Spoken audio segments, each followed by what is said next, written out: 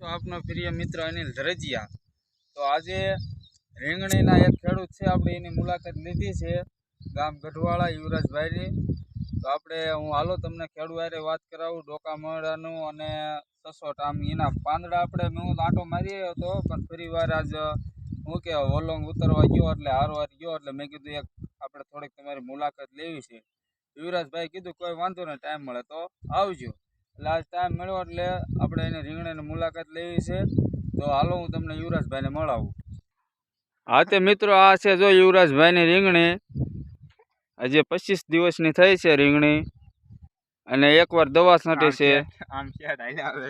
હા તો મિત્રો, જો આ રે આપણે યુવરાજભાઈ છે. યુવરાજભાઈ તમારું આખું નામ દો. મારું નામ છે ધરજીયા યુવરાજભાઈ ભગાભાઈ, ગામ ગઢવાળા. અને આ આપણે રીંગણી વાવી હતી, 20 દિવસ થયા છે, અને આમાં ડોકા માણો ફૂલ આવી ગયો હતો. પછી તમે દવા કઈ છાંટી હતી? એકે 56 છાંટી હતી આપણે દવા, એક જ છંટકાવ કર્યો હતો. અને જોઈ જો આ રીંગણી, આ જો અમે ક્યાંય ડોકા માણો રહ્યો નથી.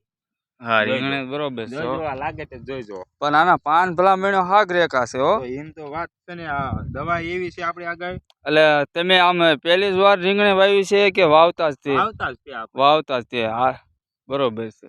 આપણે પહેલેથી જ વાવતા જ તે, વર્ષો વર્ષ વાવતા જ તે. હા હા, જોઈ જો આ કાયદે બધી રીંગણી. ના ના, રીંગણી બરોબર સારી છે હો.